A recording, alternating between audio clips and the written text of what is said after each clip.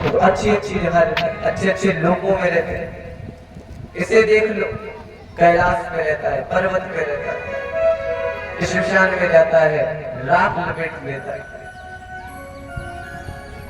भूत प्रेतों के साथ भ्रमण करता है। देवताओं ने इतनी बुराई सुनी तो कुछ बुद्धिजीवी देवता बैठे थे, उन्होंने कहा महाराज जब इतने ही बुरे थे तो फिर काहे अपनी बिटिया का विवाह कर दिया। अब ये उसके कान में आवाज की, अच्छा भैया एक बात याद रखना, जब कभी कोई बोलता है तो बोलने से ज्यादा सामने वाले की सुनता है, भले उत्तर ना दे लेकिन सुनता जरूर है। तो दक्ष के कान में भी आवाज पहुंच गई और दक्ष ने सुन लिया कि जब इतने ही खराब है तो क्यों विवाह कराया अपनी पुत्री का।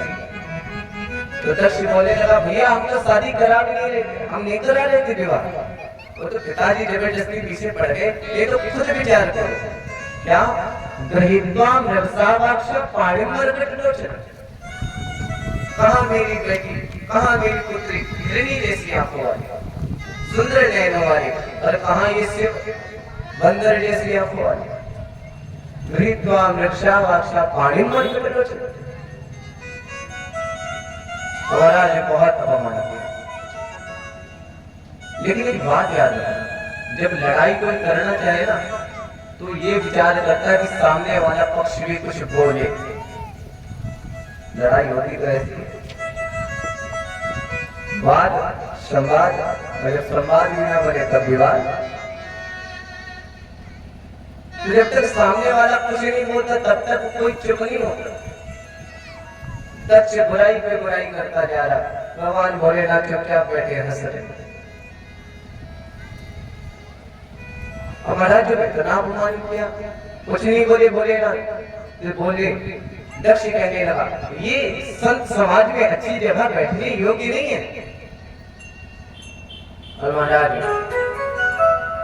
जब अनेकों प्रकार से निंदा की तो नंदी जी को क्रोध आ गया। नंदी जी ने कहा दक्ष बहुत बोल रहे, क्यों? अरे विचार करो, जिस सभा में शिव नहीं होगा, लोग आजकल सभा क्यों लगाते हैं? हमारा कल्याण है, और जिस सभा में कल्याण ही ना वो सभा ही कैसे? शिव का तो अर्थ ही है कल्याण। जहां धर्म नहीं होगा वो सभा कैसी होगी? और महाराज अनेकों प्रकार से उपदेश किया और कहा तुमने भगवान शंकर को ऐसे कहा, जाओ हम श्राप देते हैं, जो तुम्हारा शरीर है ना ये धड़ से अलग होते हैं, बकरे की तरह बहुत बोल रहे हो, बकरे का सिर लग जाए। महाराज जब ऐसा श्राप दिया तो दक्ष की तरफ से भी कुछ पंडित जी खड़े हो गए। उन्होंने देखा दक्ष को श्राप मिला तो वही बोले कि नंदी तुम्हें नहीं बोलना चाहिए था। क्यों? वो तो ससुर और जमाई की आपस की बात, लेकिन तुमने श्राप दिया, हम भी श्राप देते हैं, जितने शिव हैं सब विष्णु हो जाए। इसलिए आप अधिकतर देखते होंगे जो व्यसन करते हो बोलते महाराज ये तो बाबा का प्रसाद है ना। भोलेनाथ ने देखा यहाँ पे अभी तक तो केवल सभा लगी थी, वाद चल रहा था, विवाद चालू था, अब तो युद्ध की तैयारी होने लगी। भोलेनाथ खड़े हो गए, नंदी से कहा नंदी हम यहाँ सभा में बैठने आए हैं, श्राप देने थोड़ी ना आए, चलो वापस चलो। महाराज जी चुपचाप वापस आए। लेकिन अच्छा किसी का लड़ाई करने का मन हो, ये बात माताओं से अच्छा कोई नहीं समझ सकता। किसी का लड़ाई करने का मन हो तो कब तक लड़ाई करता है? जब तक सामने वाले की तरफ से लाठी डंडा चलने लगे। बोलो ना तो व्यंग है, आप लोग बुरा ना मानना। महाराज जी देखा दक्ष ने कि इतनी बातें कही, शंकर को बुरा नहीं लगा, तो इसने कहा कैसे भी कैसे करके भगवान शिव का अपमान किया जाए। और अपमान के चक्कर में इसने क्या किया, एक यज्ञ कराया। पंडित जी से पूछा पंडित जी कोई ऐसा यज्ञ बताओ जिसमें शिव को ना बुलाया। महाराज ऐसा कोई यज्ञ ही नहीं हुआ। आप खुद ही विचार करो, हम लोग धर्म करते हैं तो काहे के लिए करते हैं? हमारा कल्याण हो इसीलिए तो धर्म करते हैं। हमारा जिसमें कल्याण ही ना हो धर्म कैसा है? अनेकों प्रकार से बात। लेकिन पंडित जी से कहा, पंडित जी दक्षिणा कुछ अधिक ले लेना, लेकिन ऐसा कोई यज्ञ बताओ जिसमें शिव को ना बुलाएगा। पंडित जी ने कहा महाराज हमें दक्षिणा दो, एक 1000 ही देकर और यज्ञ करवाया, बृहस्पति शव नामक यज्ञ। जब यज्ञ प्रारंभ हुआ ना तो अनेकों एक देवी देवताओं को निमंत्रण पत्र भेजा गया और नोटिस में लिखा था कि कैलाश के ऊपर से जरूर आए। क्यों? जब भगवान शंकर देखेंगे तो इन्हें बुरा लगेगा। लेकिन भगवान शंकर की जगह किसी और ने लिखा, किसने? मैया सती ने लिखा। विमान कैलाश के ऊपर से जा रहे थे, मैया सती ने देखा तो पूछ दिया, नीचे बुलाया एक विमान को, पूछा कहाँ जा रहे हो देवी? बताया आपके पिता के यहाँ यज्ञ। तो महाराज जैसे ये पता चला आप तो बड़ी प्रसन्न हो गए। माताओं को पता चले मायके से कोई काम आए फिर बहुत प्रसन्न हो गए। महाराज पता चला पिताजी के यहाँ यज्ञ है। देवी बोली आपको लगता है पत्र नहीं भेजा? सती मैया बोली नहीं, हमें तो पत्र भेजा होगा, हमें लगता है डाकिया ला नहीं पाया, कैलाश ज्यादा ऊपर है। महाराज कहा देवी जी से आप चलो, हम ये भी कुछ देर में आते हैं। महाराज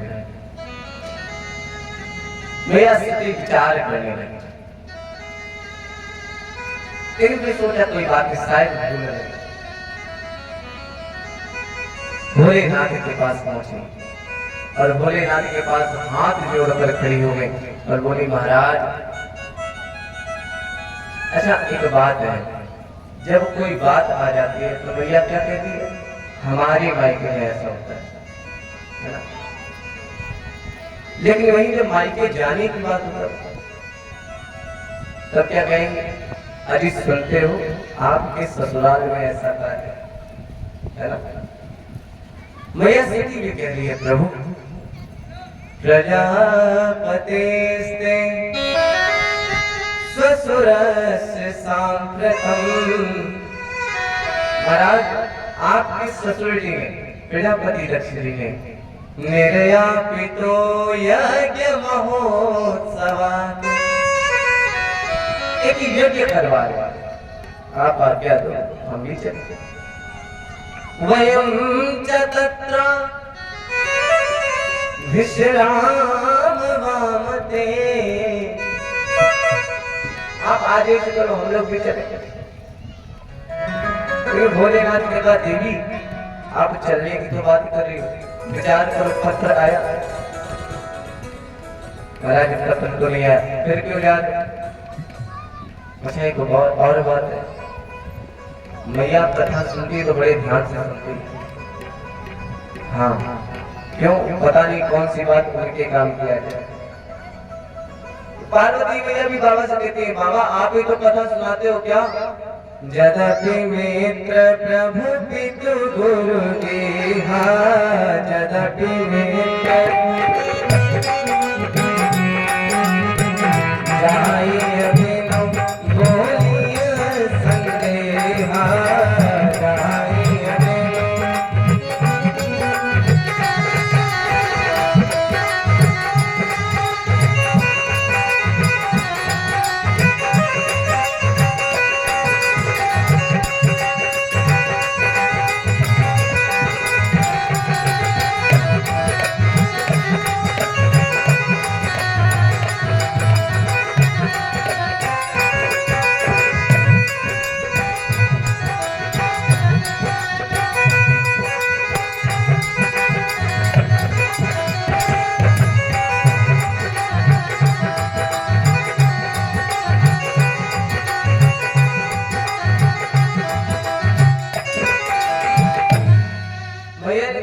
आप कथा सुनाते हो जदपि मित्र प्रभु पितु गुरु के जाइए बिनु बोले संदेहा।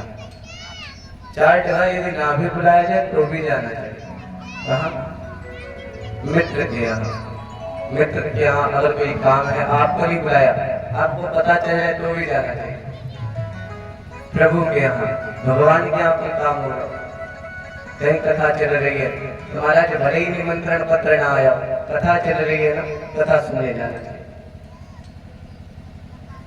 पिताजी के यहाँ कोई कार्य हो, महाराज ना बुलाया जाए तो भी जाना चाहिए। और गुरु जी के यहाँ कोई कार्य हो, गुरु जी आज्ञा दे तो भी आना चाहिए, और आज्ञा ना भी मिले, कोई संदेश ना भी मिले तो भी जाना चाहिए गुरु जी। बाबा ने कहा बहुत अच्छी बात की देगी आपने, लेकिन एक बात है क्या, इसी के नीचे मैंने कहा था तदपि विरोध मान जहाँ कोई, जाना चाहिए अच्छी बात है, लेकिन अगर वहां पे कोई विरोध मानता तो फिर नहीं जाना चाहिए। क्यों? कहाँ गए कल्याण न हुई, वहां पर जाने से कल्याण नहीं होता। मैया ने कहा बाबा वहां कौन सा विरोध, वो तो हमारा मायका। भगवान ने उस सभा की सारी कथा सुनाई, कहा देवी दक्ष ने बहुत अपमान किया मेरा, मैं भले ही आपसे कुछ नहीं कह पाया, लेकिन मेरे हृदय में तो छोड़, इसलिए हे देवी मैं चाहता हूं कि आप मान जाओ। महाराज जब ये बताया ना तो अब सती मैया कुछ कह नहीं सकते, लेकिन फिर भी कहते हैं प्रभु एक बार प्रयास तो करना चाहिए, आपको तो जाना ही चाहिए, आप ना जाओ कम से कम हमें आज्ञा दे दो, हम चले जाए। भोलेनाथ ने कहा देवी विचार कर लो अपने विवेक से, फिर बात कर। तो भगवान बैठ गए समाधि में और जाने लगे। मेरा सती ने देखा एक बार समाधि में तो फिर हजारों वर्ष बीत जाएंगे, इसलिए क्या करो जल्दी जल्दी निर्णय लो जो लेना। निर्णय ले लिया, कहा प्रभु तुम जाना है।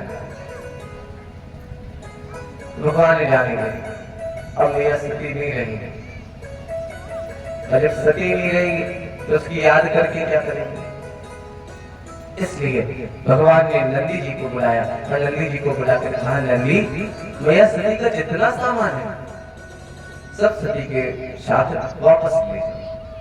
नंदी जी को हंसी आ गई, अरे महाराज आपके यहाँ और सामान, बताओ महाराज किसकी अस्थियां ले जानी। भोलेनाथ ने कहा ऐसा नहीं है, मेरे यहाँ भी बहुत सारी वस्तुएं हैं, गिनो क्या, सांसारिका कंदुक दर्पणाम्बुज। नंदी जब सती आई थी ना तो सती एक मैना को पाली, नित्य गीता पढ़ाया करती थी और उस गीता पाठ को सुनती थी। अब जब सती चली जाएगी तो बताओ मैं इस मैना में क्या करूं, इस मैना का पालन पोषण कौन करेगा, इसलिए इस सती के साथ दे दो। सांसारिका कंदुक दर्पणाम्बुज। बाबा तो समाधि में बैठ जाते, नाम जप करते, उसमें आनंद लेते, लेकिन मैया सती का मन नहीं लगता था कैलाश, तो एक कपड़े की गेंद बनाई थी और उससे खेला करती थी। भगवान ने कहा बताओ जब सती चली जाएगी तो इस गेंद को देखा करेंगे, याद आया करेगी सती, इसे भी लेते दर्पणाम हो जाए। हम लोगों को क्या है, कभी मुख को देखते सती की श्रृंगार किया करते, मुख देखा करते, दर्पण का भी कोई काम नहीं। नंदी ले जाता थी श्वेताब्ज पत्र व्यजनस्त्र का दिन, एक श्वेत पत्र का कमल है वो भी लेते हैं। गर्मियों के लिए सती ने एक पंखा बनाया था, उस पंखे को भी ले जाओ। सांसारिका कंदुक दर्पणाम्बुज।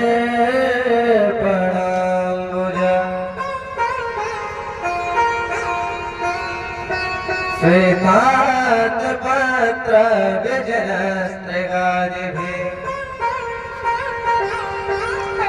और क्या क्या है बोले गीता एक गीता है, गीता का पाठ करते हैं, गीता वेणु भी गीता है, गीता का पाठ किया करते थे। बताओ जब सती चली जाएगी तो इस गीता का पाठ कर देगा, ये गीता भी लेते हैं। भैया का खिलौना था एक धुंधुली, बताओ जब सती नहीं रहेगी तो इस धुंधुली का क्या होगा, इसको भी लेते हैं। नशेंद्र मारोग्य विटंकिता, नंदी जी पर सब रखा और विदा किया। लेकिन हर वक्त भोलेनाथ के वक्त तुम्हारा भोलेनाथ का स्मरण करते हुए सब लोग चले जाए। आइए हम लोग भी भोलेनाथ का स्मरण करते हैं। हर हर महादेव शंभो काशी विश्वनाथ गंगे, हर हर महादेव शंभो,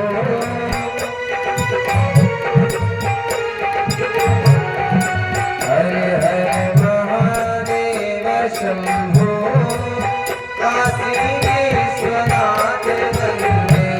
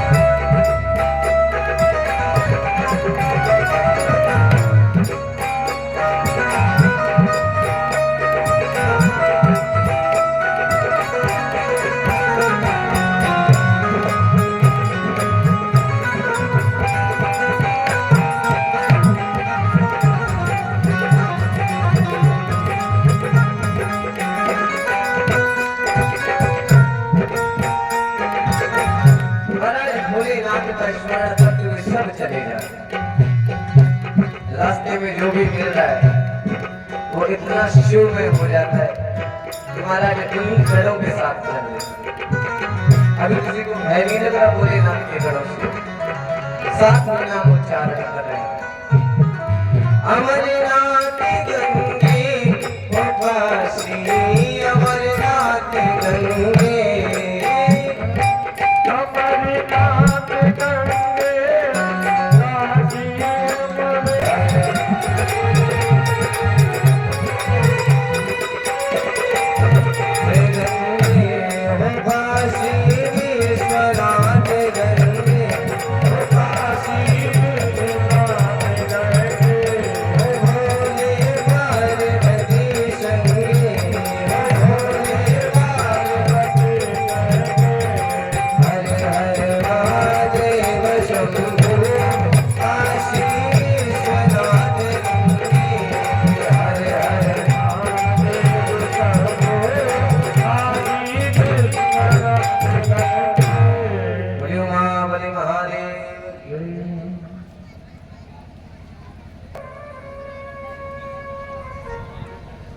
जिसकी ओर देखती तो सती को देखता और अपमान भरी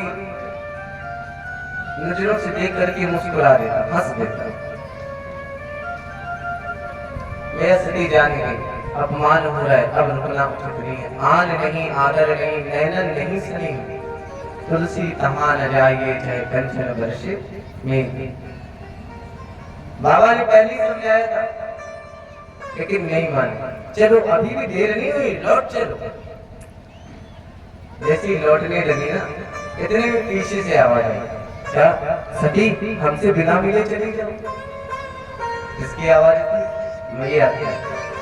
सादर भले मेरी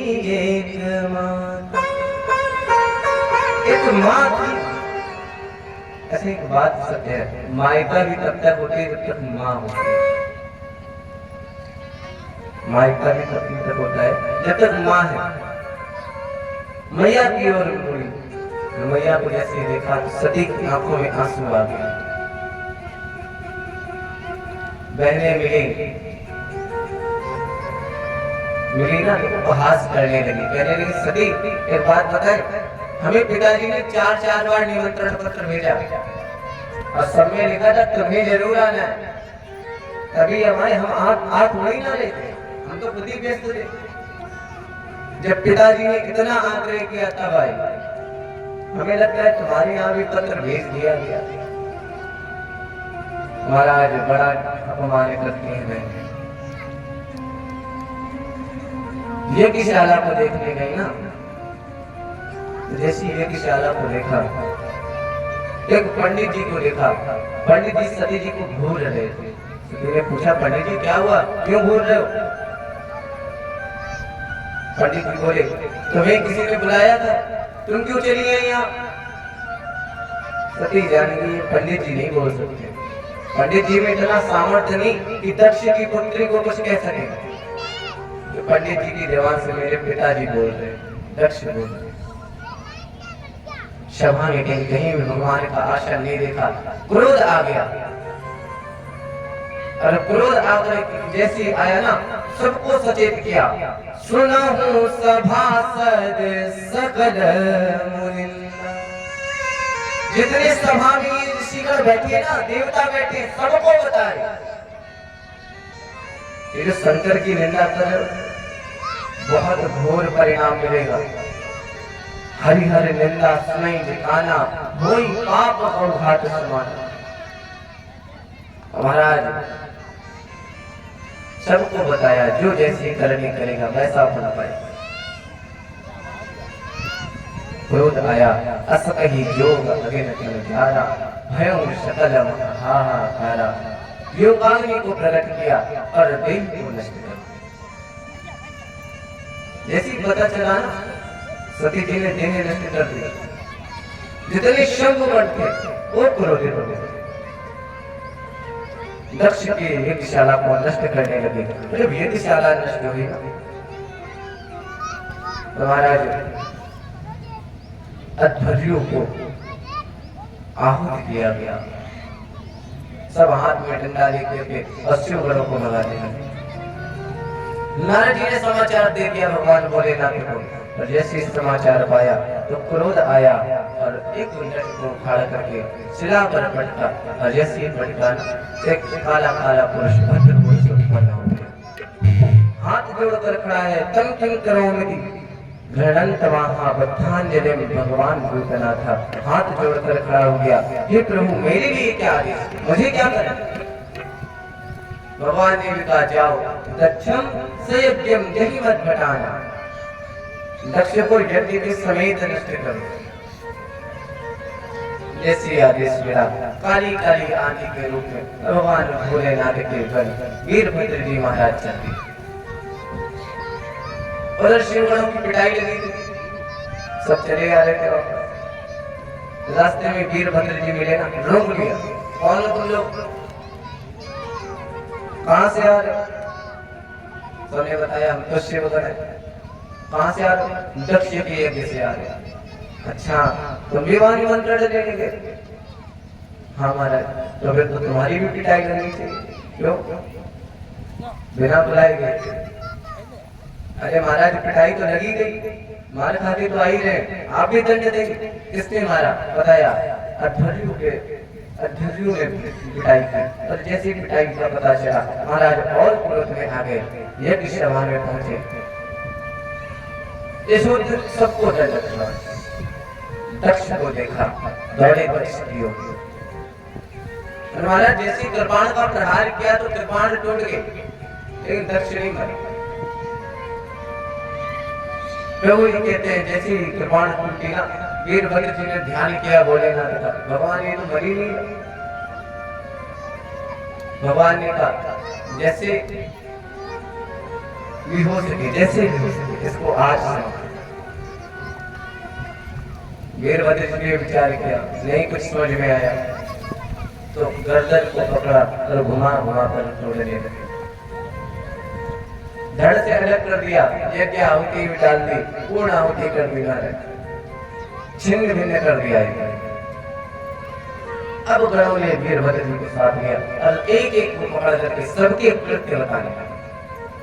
कहा महाराज ये जो भग नाम के देवता है ना, भग नाम के देवता, ये जब मैया सती जल रही थी तो ये बड़ा आंखें दिखा दिखा के हंस रहे थे। वीरभद्र जी ने एक ही बार में दोनों आंखें निकाली। बताइए जो भूखा नाम के महात्मा है, ये महाराज बड़ा दांत दिखा दिखा के हंस रहे थे।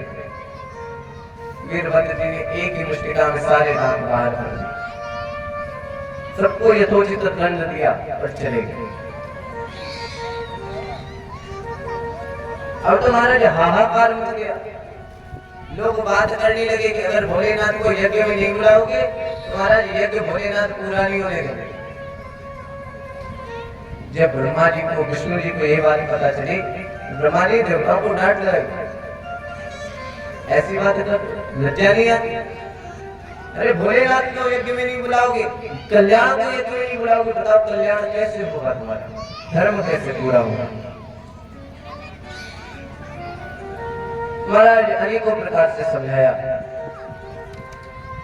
फिर गए भगवान भोलेनाथ के पास, भगवान की स्तुति की। जब स्तुति की तो भगवान को आशुतोष है प्रसन्न हो गए। कहा मांगो क्या वरदान चाहते हो। पता है महाराज यज्ञ अधूरा है, यज्ञ को पूरा करो। गए, देखा यज्ञशाला टूटी पड़ी, सुसज्जित की यज्ञशाला को बुलाया, कहा यजमान को बुला लो। कहा महाराज कौन सा यजमान, अब तो कोई यजमान रहा ही नहीं। अरे बोले यजमान है, दक्ष का धड़ तो है ना, उसी को ले। बलि पशु को बुलाया गया, बकरा था, बकरे के शीश को लगा करके दक्ष के धड़ से अर्जीव कर दिया। सब बड़े प्रसन्न हो गए, बोले पहला ऐसा एक है जिसमें बलि भी हो गई और महाराज बलि पशु भी जीवित है। बड़े प्रसन्न है महाराज। ये कन्याओं की कथा सुनाई। प्रभु जी कहते हैं, सुखदेव महाप्रभु जी आगे पुत्रों की कथा सुनाते हैं। प्रियव्रत जी महाराज और तानपाद जी महाराज, तानपाद जी की कथा को सुनाया और तानपाद जी महाराज जी का स्मरण करते हुए कहते हैं, जागे तानपादस्य सुनीते सुरुचितयो सुरुचि प्रेयसी पत्नी नेतराय सुतो ध्रुवा। महाराज तानपाद जी जो है, इनकी दो पत्नियां हैं,